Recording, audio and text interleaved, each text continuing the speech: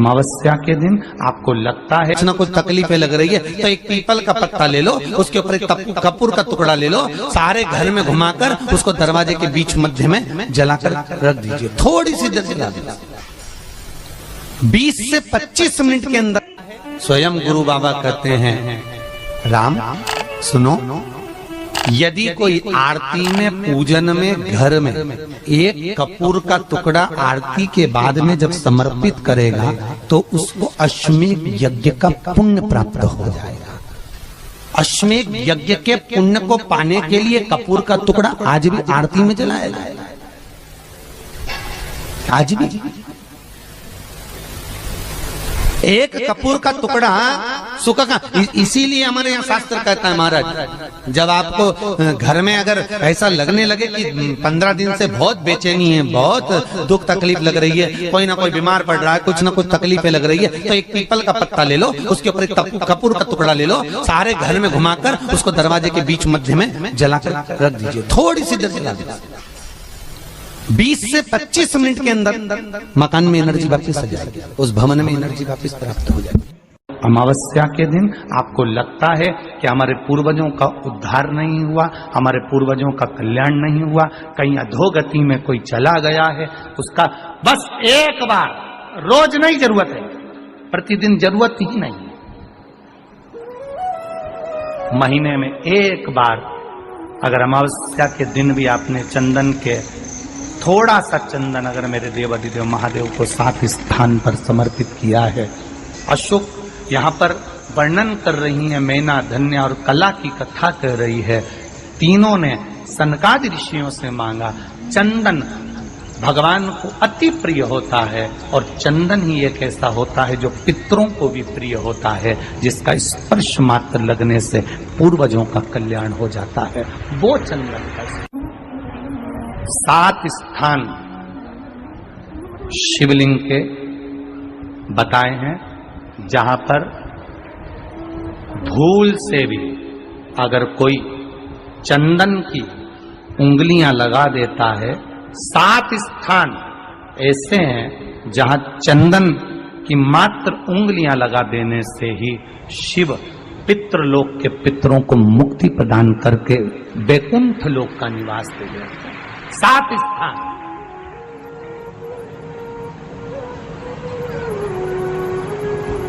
और वो 7 स्थान जो चंदन के बताए गए, पहला भगवान देवाधिदेव महादेव के शिवलिंग पर चंदन का लेपन, समझ लेना जरा बहुत अच्छे से।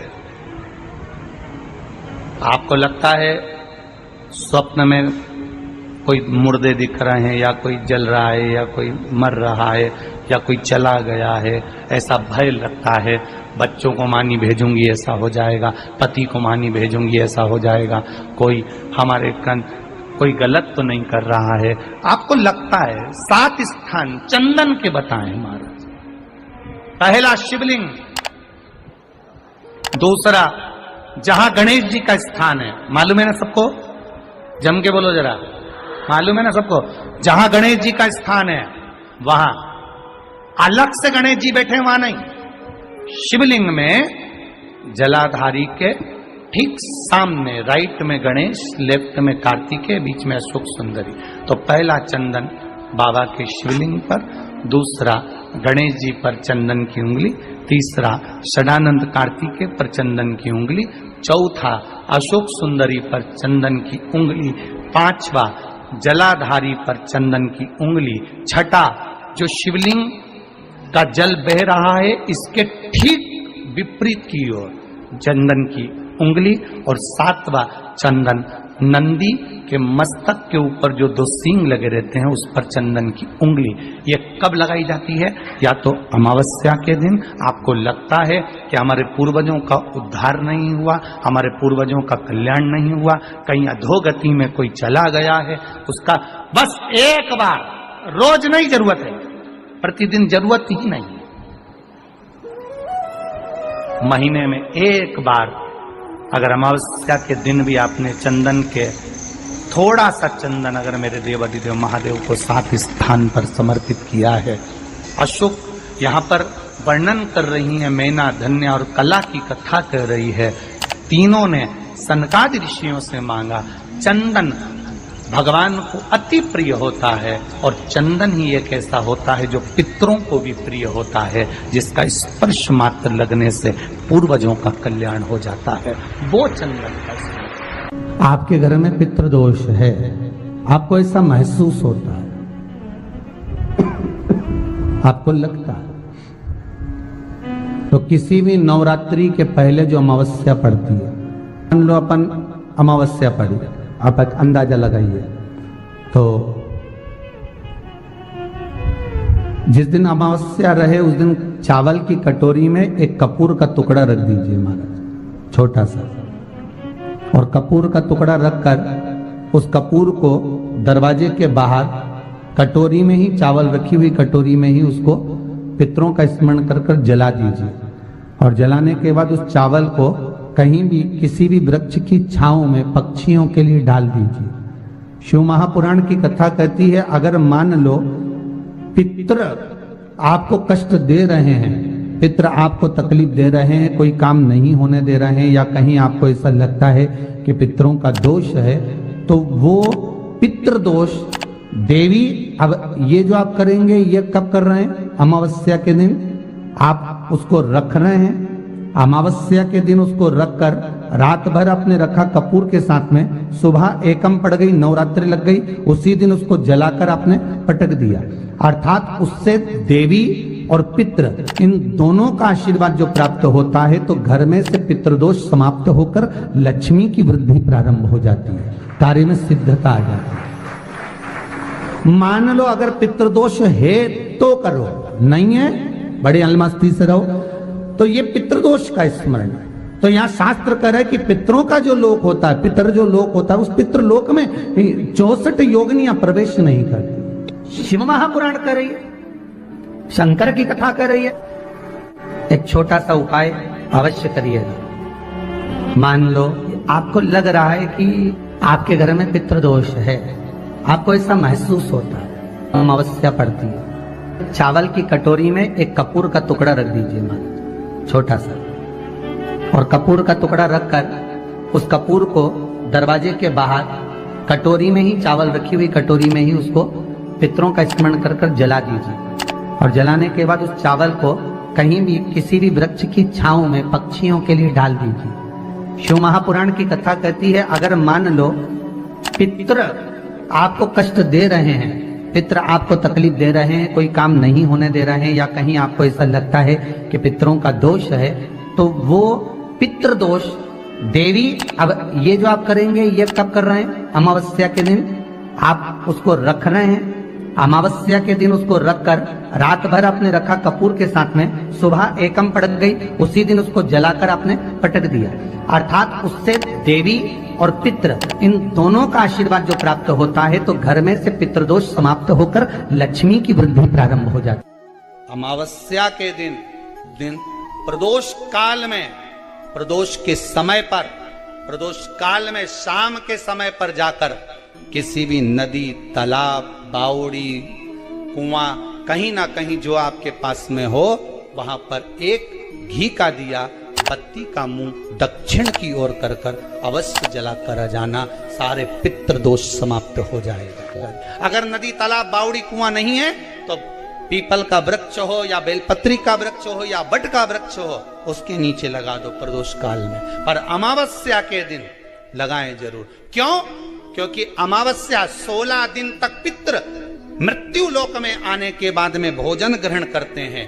अमावस्या के दिन पितृ शाम के समय प्रदोष काल में शंकर भगवान का नाम जाप कर कर नदी, तालाब, बावड़ी पर पानी पीने जाते हैं, वहां से जल का आचमन कर कर पितृ अपने लोक को चले जाते हैं प्रदोष काल के समय पर। इसलिए प्रदोष काल में जलाशय के पास में बावड़ी, कुआं, नदी, तालाब के किनारे पर दिया लगाया जाता है, दक्षिण की ओर मुख कर कर बत्ती का, तो पितृ आशीर्वाद देते हुए जाते हैं कि फलो फूलो, आगे बढ़ो, उन्नति करो, तरक्की करो। ये पितरों का आशीर्वाद रहता है, पितरों का वर रहता है। आप देंगे, कुछ करा ना करा, फिर अमावस्या के दिन उस दिन दिया दक्षिण की ओर बाती का मुख कर कर। 7 स्थान ऐसे हैं जहां चंदन की मात्र उंगलियां लगा देने से ही शिव पितृलोक के पितरों को मुक्ति प्रदान करके वैकुंठ लोक का निवास दे रहे 7 स्थान, और वो 7 स्थान जो चंदन के बताए गए,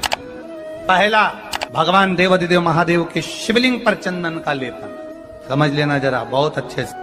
आपको लगता है स्वप्न में कोई मुर्दे दिख रहे हैं, या कोई जल रहा है, या कोई मर रहा है, या कोई चला गया है, ऐसा भय लगता है, बच्चों को मानी भेजूंगी ऐसा हो जाएगा।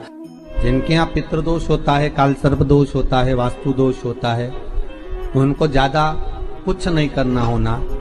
महाराज एक बेल का फल लीजिए, उसके अंदर का जो गुर्दा होता है, अंदर का जो भाग होता है, उसको निकाल लीजिए और उस बेल के फल में आटा सेक कर उसमें शक्कर मिलाकर उसको उसके अंदर भर लीजिए।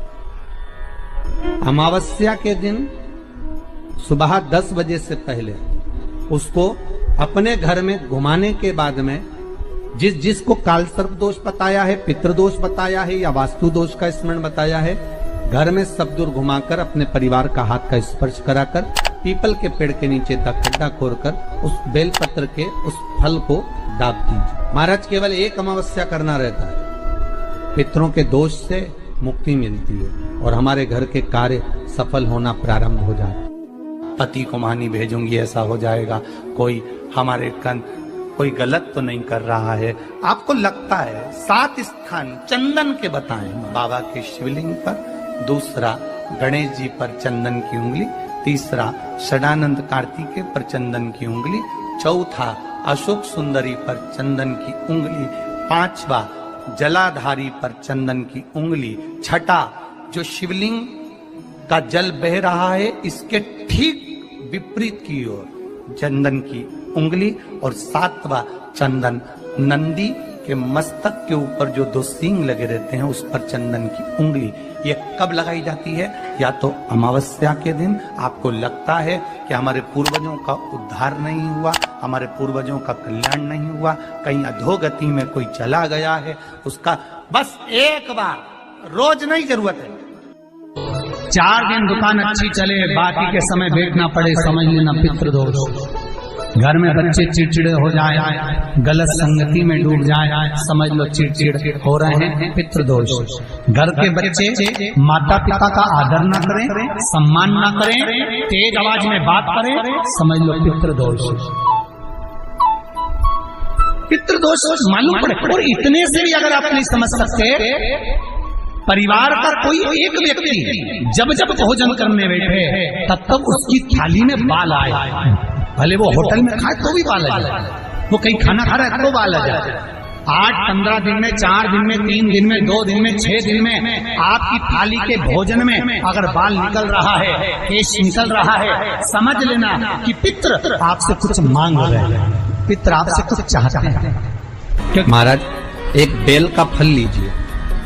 क्या लेना है? बेल का फल, बेलपत्री का जो फल होता है उसको ले लो, उसके अंदर का जो गुर्दा होता है, अंदर का जो भाग होता है, उसको निकाल लीजिए और उस बेल के फल में आटा सेक कर उसमें शक्कर मिलाकर उसको के अंदर भर लीजिए। अमावस्या के दिन सुबह 10 बजे से पहले उस बेल फल में जिसमें तुमने पंजेरी भरी है, आटा सेक कर भरा है शक्कर के साथ में, उसको अपने घर में घुमाने के बाद में जिसको काल सर्प दोष बताया है, पितृदोष बताया है, या वास्तु दोष का स्मरण बताया है, घर में सब दूर घुमाकर अपने परिवार का हाथ का स्पर्श कराकर पीपल के पेड़ के नीचे खड्डा खोदकर उस बेल पत्र के उस फल को दाब दीजिए। महाराज केवल एक अमावस्या करना रहता है, पितरों के दोष से मुक्ति मिलती है और हमारे घर के कार्य सफल होना प्रारंभ हो जाते हैं। कार्य की सफलता होती है, कार्य में सफलता प्राप्त होने लगती है। हम तो कई बार कहते हैं महाराज जी, अगर ऐसा लगे किसी औषधि को आप ले रहे हैं, मालूम पड़े कि औषधि आपको लग नहीं रही है, शिव महापुराण की कथा करिए, मान लो औषधि आपको नहीं लग रही, आपने औषधि बहुत दिनों से ले रहे हो, कोई दवाई, मान लो आप किसी भी दवाई को ग्रहण कर रहे हैं और वो औषधि लगी नहीं रही है, वो शरीर को लगी नहीं पा रही और आप ठीक ही नहीं हो पा रहे, 15 दिन हो गए, 8 दिन हो गए, बताओ उतना की उतना ही कैटरीना है, उतना ही उतना अपना भरा हुआ, वही की वही लीवर, वही की वही किडनी, वही की वही स्मरण, समझ कुछ वही वही है, उतना की उतना ही। बीपी भी ऊंचा नीचा चल रहा है पर लेवल में नहीं आ रहा, शुगर भी लेवल में नहीं आ रही, तो प्रयास करा करो महाराज, बेलपत्री के फल का जो गुर्दा है अंदर का जो भाग है फल का, उसको पानी में गला लीजिए और प्रदोष कम से कम प्रदोष नहीं हो और बीमारी जरा दवाई लगी नहीं रही हो तो बिना प्रदोष के भी कर सकते हो। उसको पानी में गलाइए आधा घंटा पानी में। जैसे आपको सुबह मंदिर जाना है 10 बजे, तो सुबह स्नान कर कम से कम 6:30-7 बजे उसको पानी में गला दीजिए और उस बेले के फल का गुर्दा से गला हुआ पानी शिव जी को ले जाकर समर्पित कर दीजिए। महाराज उस पानी में से थोड़ा सा 1 चम्मच पानी शिव जी पे चढ़ा हुआ लेकर आ जाइए। उस पानी को जो बीमार व्यक्ति है उसको औषधि देने से पहले मात्र आधी चम्मच से भी आधा चम्मच उसको दे दीजिए। भगवान शंकर का श्री शिवाय नमस्तुभ्यम का जाप कर उस पानी को देने के बाद अगर आप औषधि देंगे